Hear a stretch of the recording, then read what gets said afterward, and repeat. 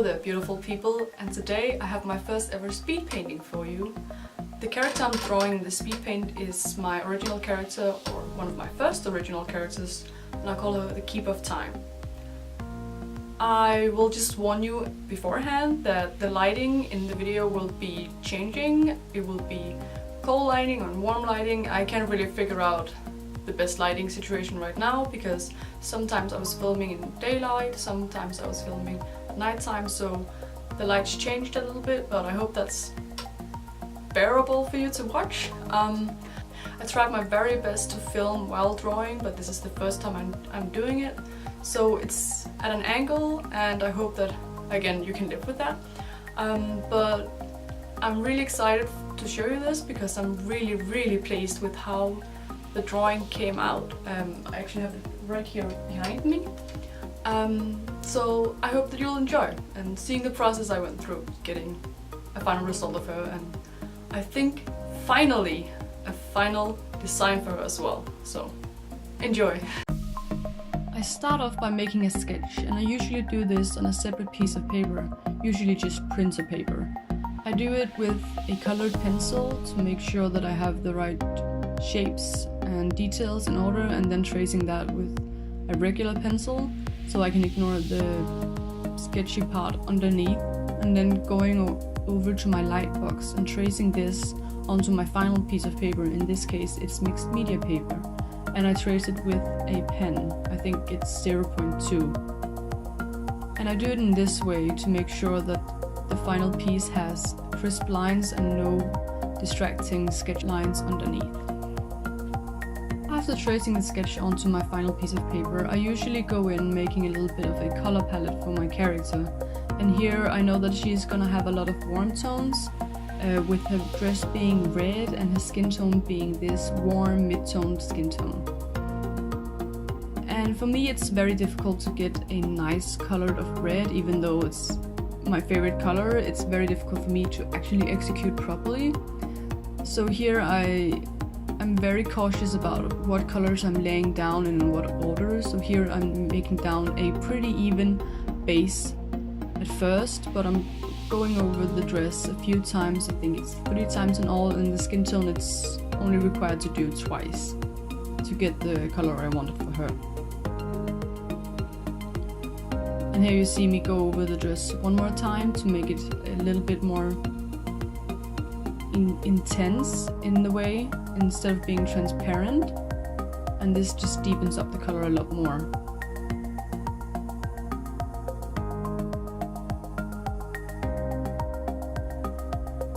And here you can see me go in with a little bit of a red color to her cheek and eye area and her nose, as well as her shoulders and a little bit in her elbows, and this just makes her skin pop a little bit more and make it look more natural.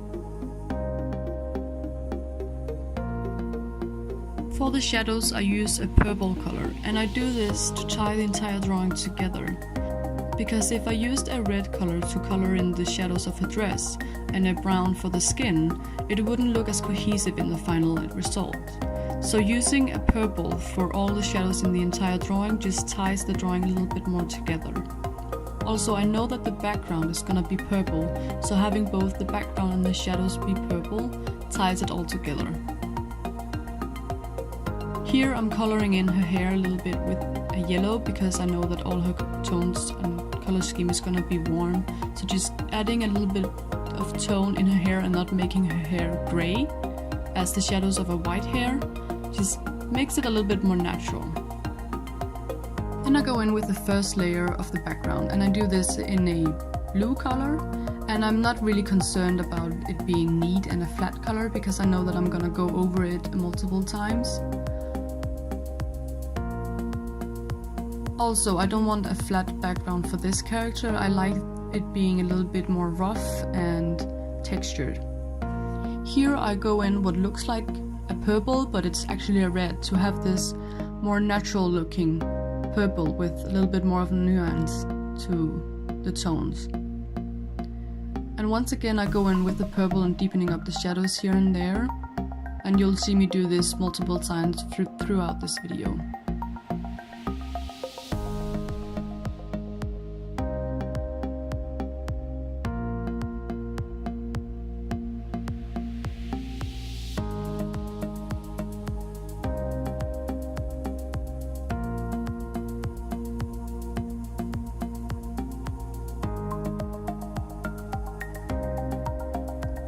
Then I go into the background one more time, and I do this time with the black.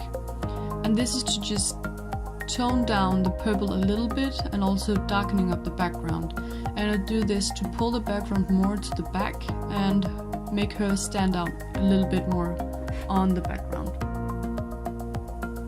And then I go in shadowing and darkening in the hair with a purple this time, and it makes a bit of a contrast between the yellow and the purple in her hair.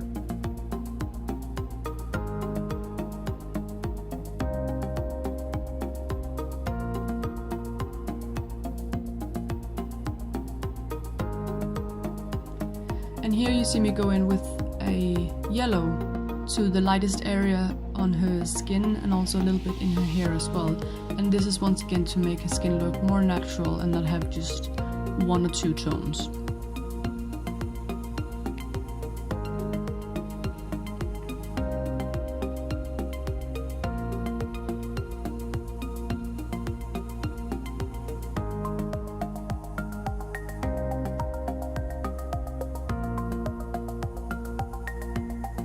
Here is when I was finally pleased with the base layers of the colors, and then I went in with my colored pencils and start defining areas more.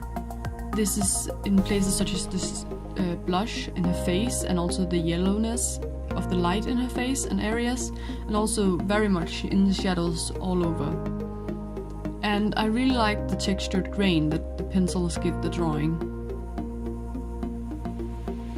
It's also a lot easier for me to darken up areas without affecting the layers underneath when I just color on top and not using multiple layers of water, because at this point I could tell that my paper was distressed with the amount of water I was putting on it. Then I go in with my Gansei Tambei Starry Colors in Gold.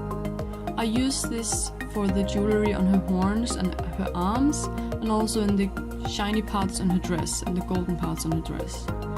I use the yellow gold, which is one of the more warmer toned golds in the set, which is not as warm as the copper colored or the red gold, but still a warmer tone which fits very perfectly with the color scheme.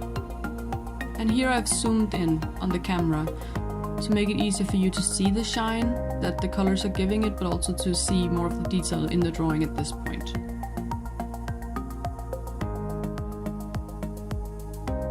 Then I go in with my dry pastels to make a little bit more of an interest to the background and not making it as flat. For the yellow parts, I made a little bit of a shine to the sand of time, which is the golden parts in the backgrounds and the golden dots. And for the blue is for the silver wisps or the souls. I also add some of the pastel to her color and her skin to make it a little bit more of a reflective light from the background areas such as the souls and the sand. Then I go in with a pen once again, going over my outline because I went over a few of the areas and also darkening up some of the outline that I hadn't darkened before. This just makes it pop a little bit more and have a little bit more of a contrast to the areas around it. It also helps the drawing not to look as muddy and separating some of the areas that overlap each other, such as the gold parts, and here it's easier to tell them apart from each other.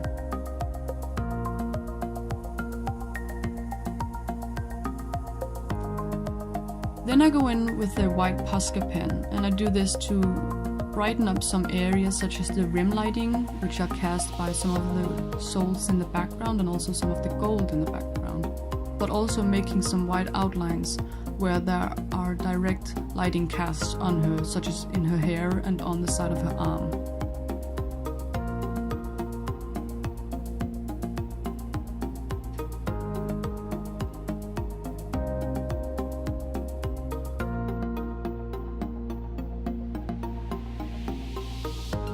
Then just tidying up a little bit more, and then she is basically finished. And here I'm doing the thing I hate the most doing a drawing, that's ripping off the tape, because I have a tendency to actually rip the paper no matter what I do, but I was super lucky this time and I didn't even have to do anything for it not to rip the paper, so I'm very thankful for that.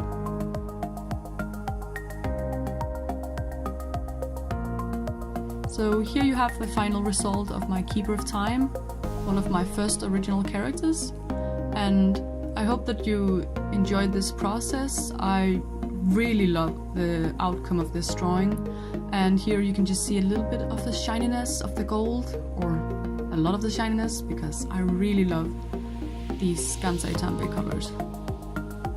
Thank you so much for watching. Don't forget to like and comment and subscribe and all that stuff, and I'll see you around next time. Bye!